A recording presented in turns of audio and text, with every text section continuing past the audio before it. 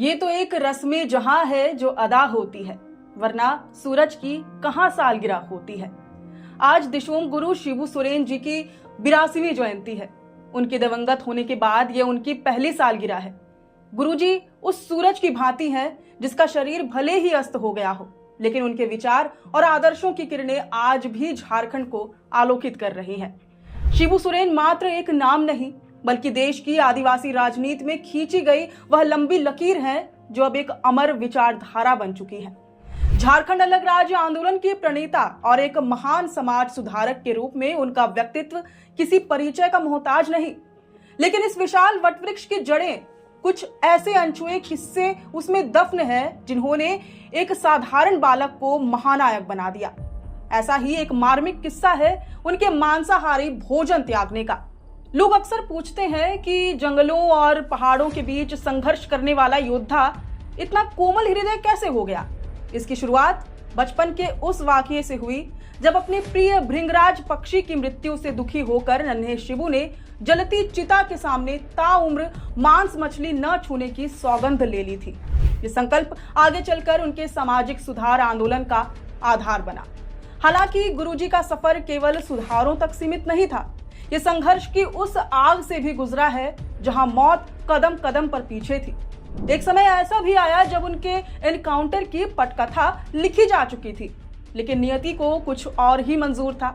कैसे वह पुलिस की घेराबंदी और मौत को मात देकर सुरक्षित निकले, यह किसी फिल्म के क्लाइमेक्स जैसा रोमांच पैदा करता है। तो आइए आज गुरुजी की इस पहली जयंती पर हम उनके जीवन के इन्हीं अनछुए और प्रेरणादायी पहलुओं की गहराई में उतरते हैं, जानते हैं कि एक आम सा दिखने वाला व्यक्ति कैसे एक विचार, एक आंदोलन और अंततः दिशोम गुरु बन जाता है।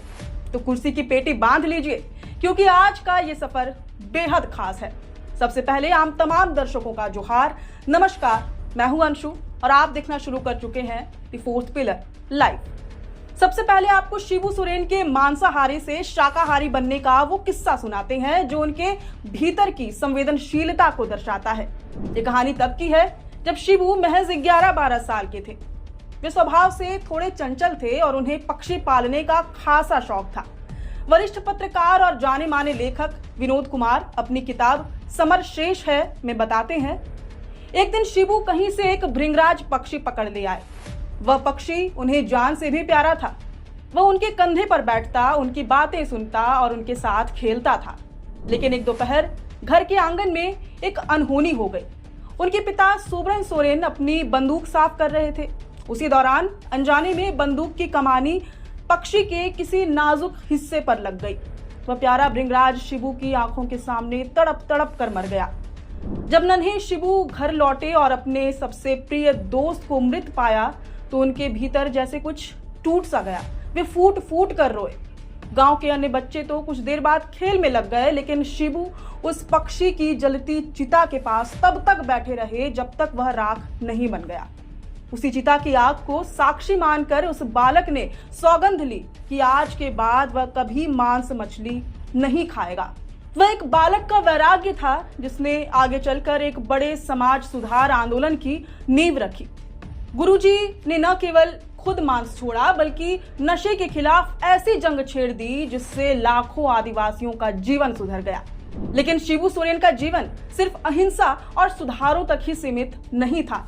एक तरफ जहां वे पक्षियों के लिए रोते थे, वहीं दूसरी तरफ जल जंगल जमीन की रक्षा के लिए वे काल बनकर भी उभरे। इतना कि हुकूमत ने उन्हें खत्म करने की पूरी साजिश रच ली थी। गुरुजी के एनकाउंटर की पूरी स्क्रिप्ट लिखी जा चुकी थी, मगर ऐन वक्त पर कुछ ऐसा हुआ जिसने लोकतंत्र की एक बेहतर मिसाल कायम कर दी। बात दरअसल 70 के दशक की है। धनबाद के टुंडी के जंगलों में गुरुजी की जन सरकार चल रही थी। शोषण के खिलाफ उनकी हुंकार से सत्ता हिल चुकी थी। इसी बीच एक दारोगा की हत्या हुई और सरकार ने आदेश दिया, शिबू सोरेन को या तो पकड़ो या तो खत्म कर दो। गुरुजी के एनकाउंटर की पटकथा तैयार थी, लेकिन तभी एंट्री हुई तत्कालीन डीसी केबी सक्सेना की। जमीनी हकीकत जानकर सक्सेना को एहसास हुआ कि शिबू सोरेन अपराधी नहीं, आदिवासियों के मसीहा हैं। वे निहत्थे जंगल पहुंचे और गुरुजी से दो टूक कहा, हिंसा तुम्हें पुलिस की गोली तक ले जाएगी। जबकि समाज को तुम्हारी जरूरत है। सक्सेना के तबादले के बाद उनके उत्तराधिकारी लक्ष्मण शुक्ला ने इस संवाद को आगे बढ़ाया। मुख्यमंत्री जगन्नाथ मिश्रा के भरोसे और अफसरों के विश्वास ने इतिहास बदल कर रख दिया। 1975 की एक सर्द रात जिस बागी को गोलियों से भूनने की तैयारी थी, उसने लोकतंत्र पर भरोसा जताते हुए टुंडी थाने में सरेंडर कर दिया। वे जेल गए, लेकिन जब बाहर आए तो करोड़ों के दिशोम गुरु बन चुके थे। गुरुजी आज हमारे बीच नहीं है, पर उनका संघर्ष हर झारखंडी की आवाज में जिंदा है। आज की हमारी ये विशेष प्रस्तुति उन्हें एक विनम्र श्रद्धांजलि है। अब आपको गुरुजी से जुड़े ये किस्से कितने पसंद आए, ये हमें कमेंट बॉक्स में जरूर बताएं। ऐसे ही रोचक किस्सों और कहानियों को जानने के लिए देखते रहिए द फोर्थ पिलर लाइव। शुक्रिया।